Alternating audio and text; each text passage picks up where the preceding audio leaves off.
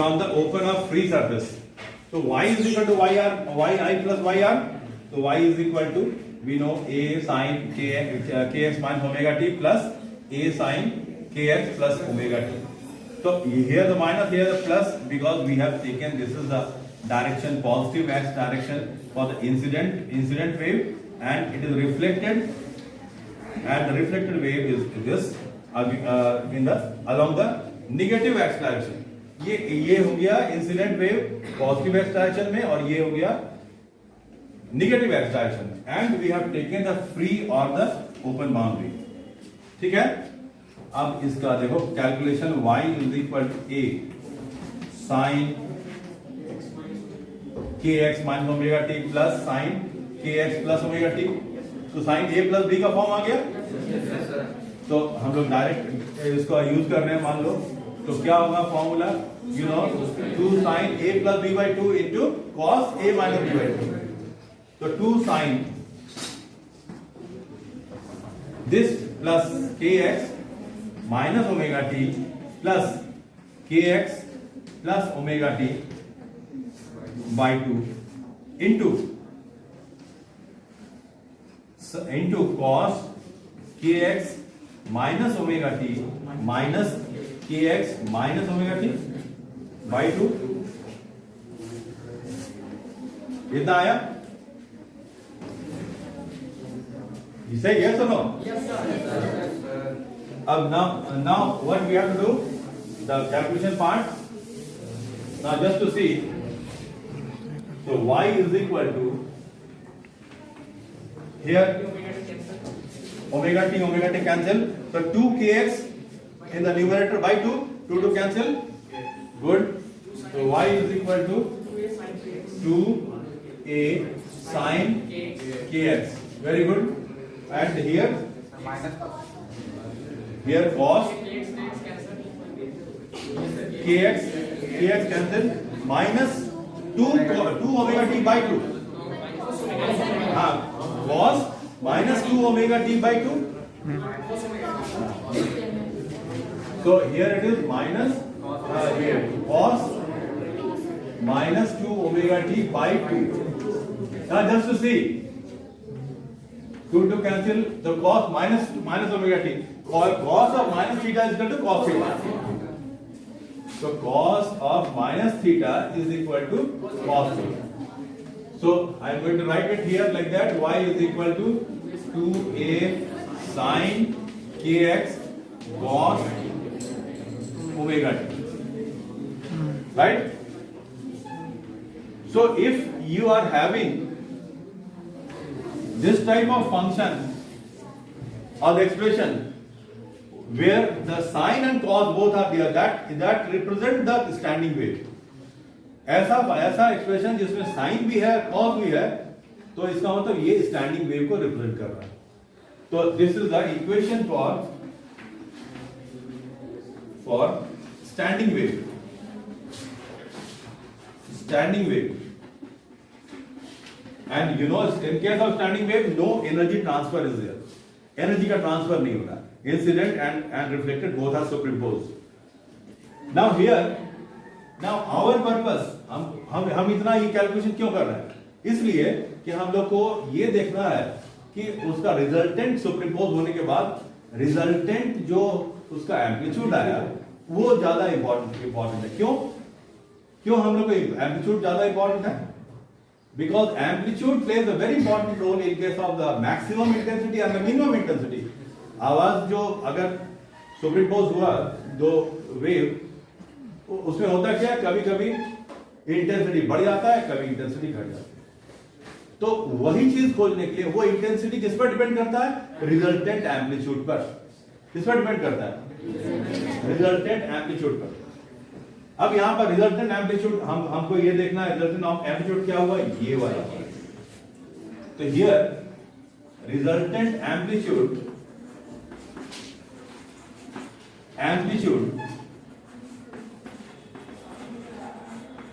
is equal to 2a sin kx. ये resultant amplitude.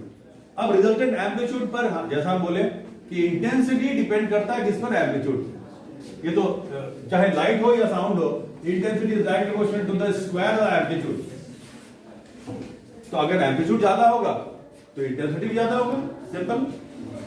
अगर amplitude कम होगा, रिजल्टेंट एम्पलीट्यूड, तो इंटेंसिटी भी कम होगा। अब हम लोग यहां पर इसका एनालिसिस करेंगे। अब इसका एनालिसिस कैसे करेंगे?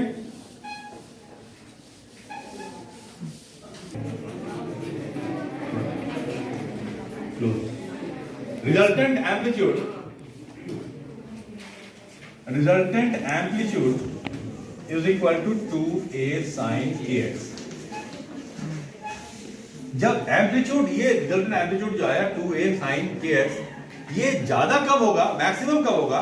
जब साइन का टर्म मैक्सिमम होगा। और मिनिमम कब होगा? जब साइन का टर्म मिनिमम होगा।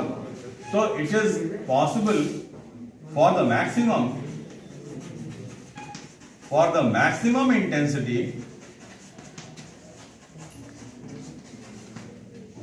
sin kx should be maximum, and maximum value sin kx का किस एंगल पर होता है? किस एंगल पर होता है? साइन का होता है ना मैक्सिमम। ऐसे ही साइन वेव है, यहां पर मैक्सिमम हो गया, मैक्सिमम हो रहा है ना।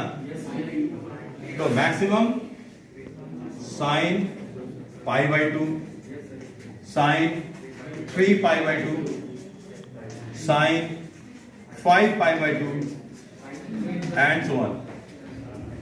ये सब जगह में मैक्सिमम वैल्यू होता है साइन का। अब इसको हम जनरलाइज करेंगे, जनरल वैल्यूज इसको बोलते हैं। इसको जनरल वैल्यूज करेंगे तो क्या हो जाएगा? ये साइन 2n प्लस 1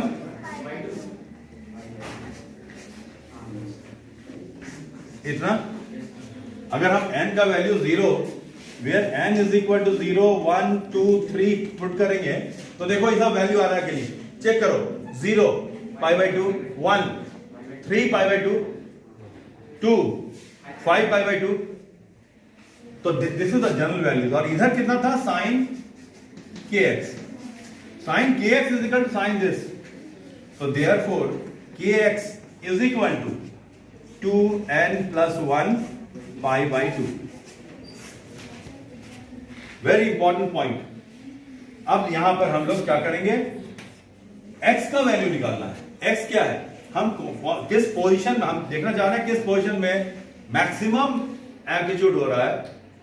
तो उसके लिए x तो सबसे पहले क्या करेंगे? k का वैल्यू पुट कर दो, 2 pi by lambda into x is equal to 2n plus 1 pi by 2।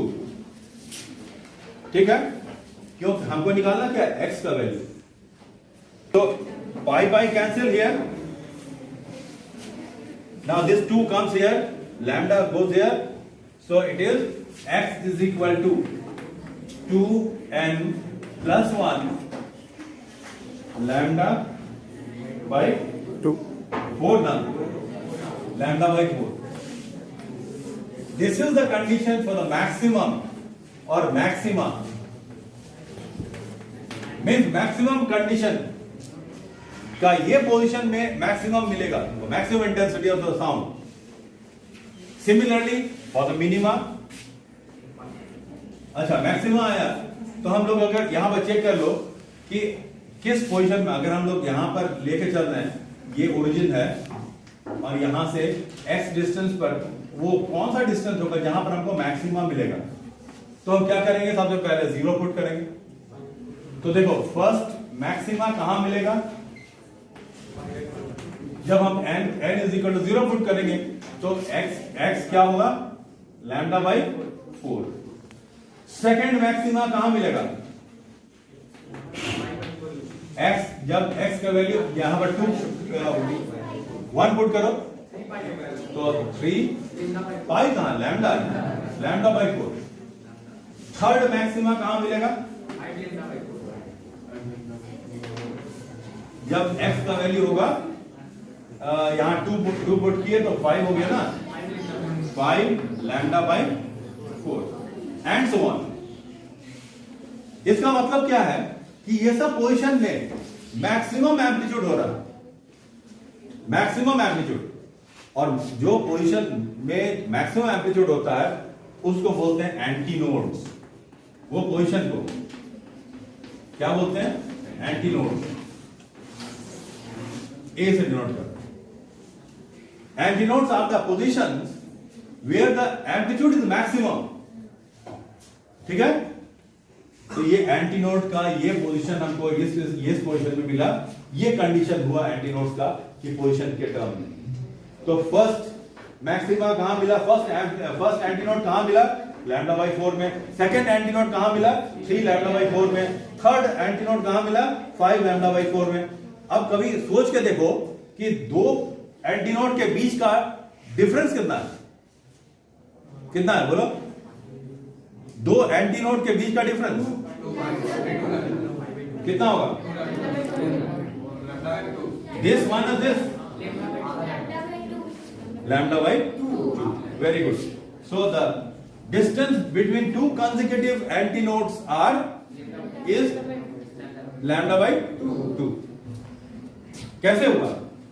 ये दोनों को माइनस कर दिया। 3 lambda by 4 minus lambda by 4, LCM लिए तो ये हुआ 2 lambda means lambda by 2. So what is this? This is the lambda by 2 is the difference between two consecutive antinodes. Very, very important. So this is all about the maxima. Now come on to the minima. Now see it here. For minima, amplitude that we got this particular value 2a sin kx should be minimum for the minimum. Minimum होने के लिए sin kx minimum होना चाहिए. Minimum. अब देखो sign का कौन सा वैल्यू मिनिमम है? नहीं, पहले ये बोलो कि साइन 0, उसके बाद साइन 0 मिनिमम हुआ, फिर क्या? Sine pi, then sine 2 pi, then sine 3 pi and dot. Now comes to the write the value of the general value.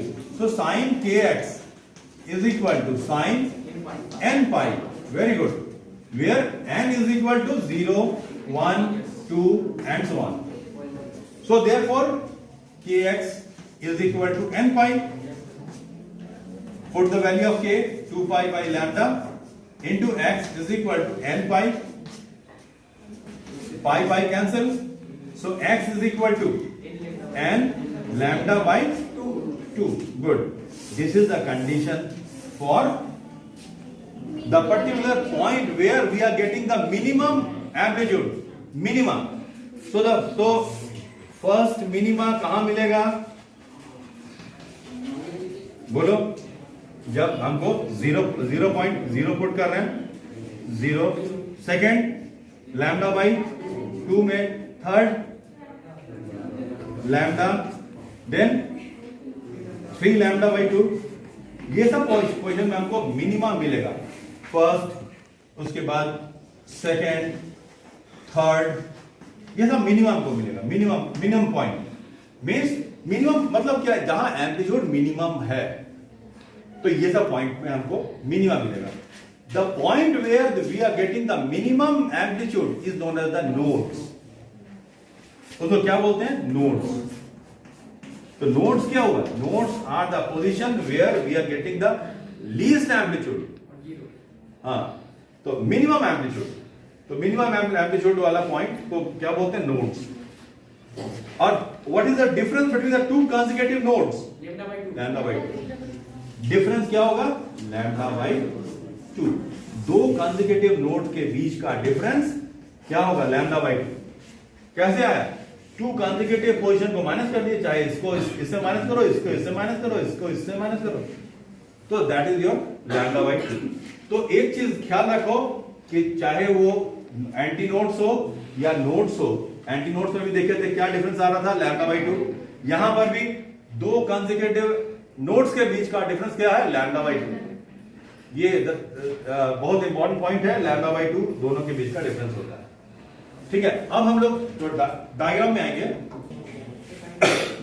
So this is a diagram in which I am showing the incident and the reflected waves are superimposed, and this particular point, if you are going to see this point, यहाँ पर देखो, यहाँ पर displacement या amplitude क्या है, zero. तो ये जहां पर जीरो होता है उस पॉइंट को बोलते हैं नोड्स. और ये पोजीशन में क्या है मैक्सिमम एम्पलीट्यूड. एम्पलीट्यूड मैक्सिमम है, वो पार्टिकल का ऑसिलेशन मैक्सिमम हो गया, एम्पलीट्यूड मैक्सिमम. ये पॉइंट तो क्या बोलेंगे, एंटी नोड. फिर यहां पर मिनिमम नोड, यहां लिख दिए नोड. फिर यहां पर maximum anti node. Then nodes, antinodes,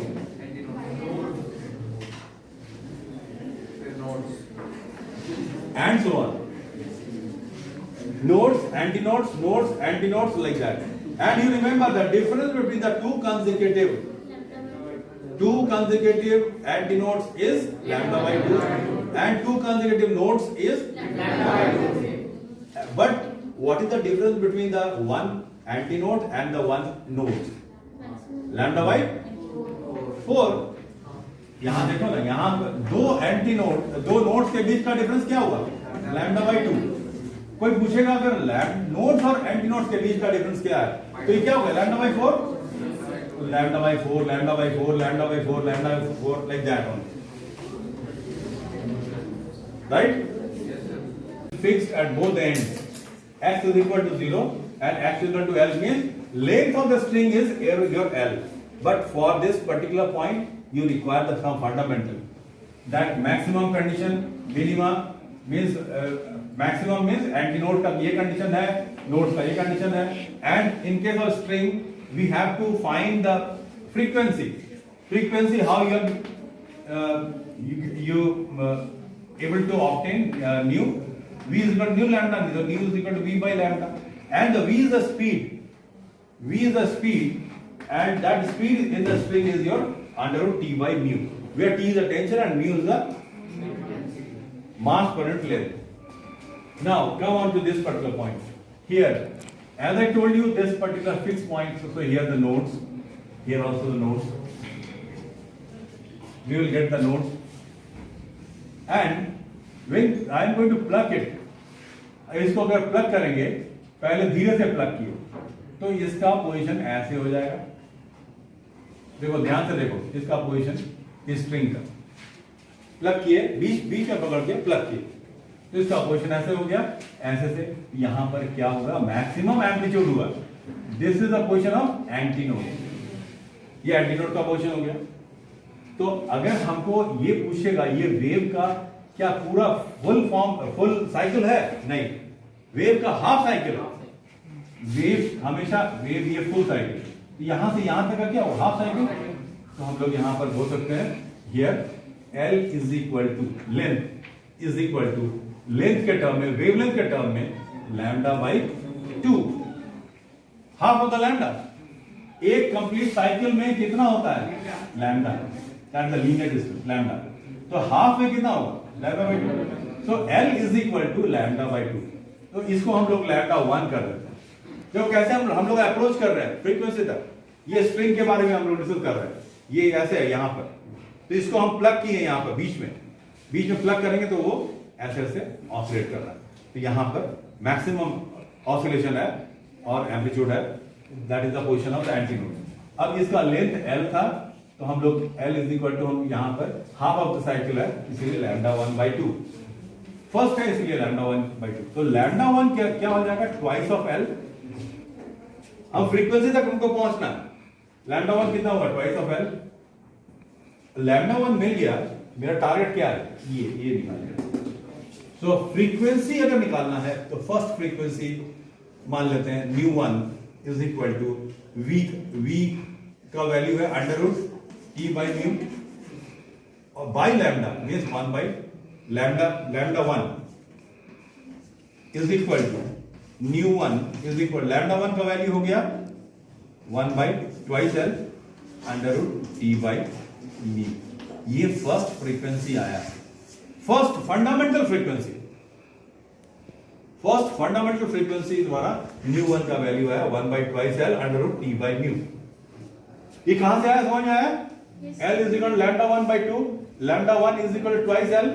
सो ये लैम्डा 1 का वैल्यू हम यहां पर पुट कर देंगे, ये जो फॉर्मूला था, तो क्योंकि फ्रीक्वेंसी निकालते हैं nu 1 is equal to 1/λ1 under root v का वैल्यू हमको मालूम है t बाई म्यू, तो इतना t बाई म्यू, और लैम्डा 1 का वैल्यू जो है 2L यहां पुट कर दिए। इसको क्या बोलेंगे, फंडामेंटल फ्रीक्वेंसी। अभी हम क्या किए थे फंडामेंटल फ्रीक्वेंसी के लिए, यहां पर इसको बीच में पकड़ के प्लग किए थे, ऑसिलेट कराए।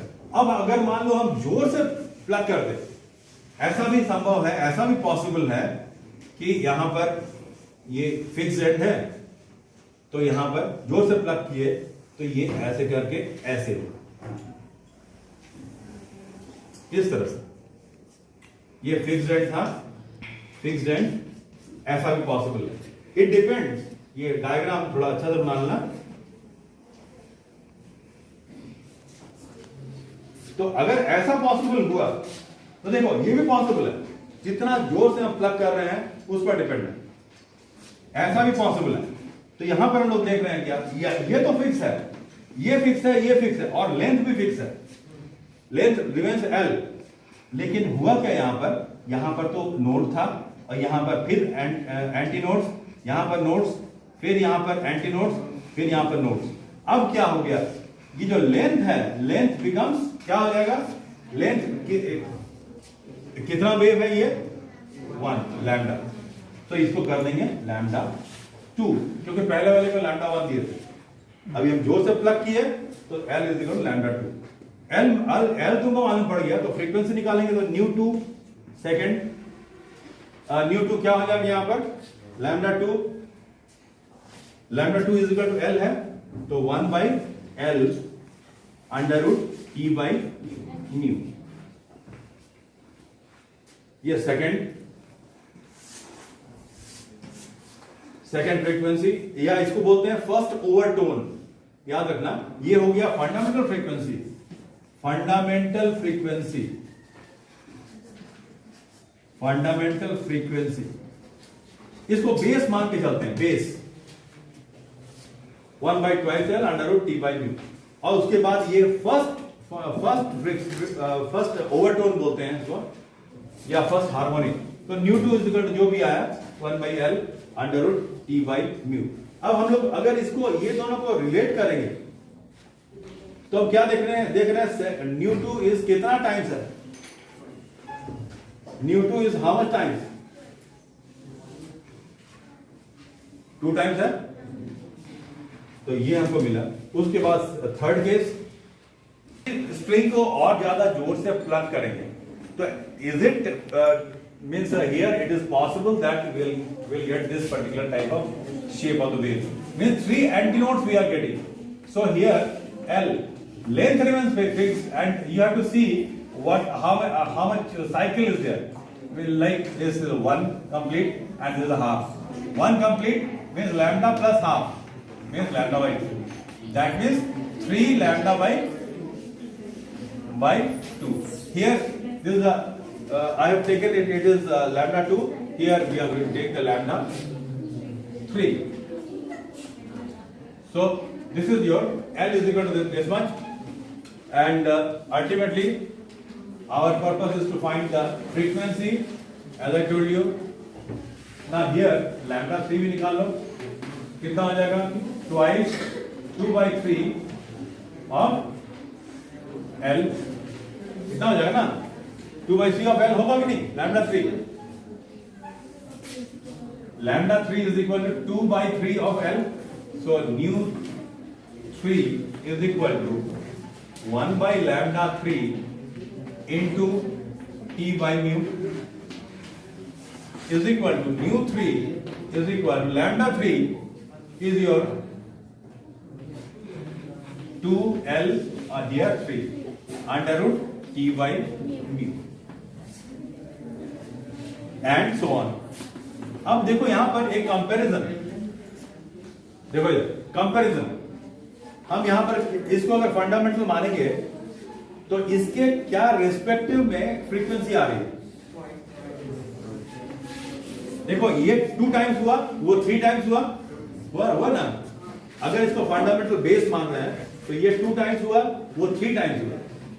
सो अगर हम लोग ऐसा लिखते हैं, in case of that string, new1 is to new2 is to new3 is to dot dot dot is equal to 1 is to 2 is to 3 and so on. Means all kinds of frequencies are there, both odd and even. ये इस ratio में होता है।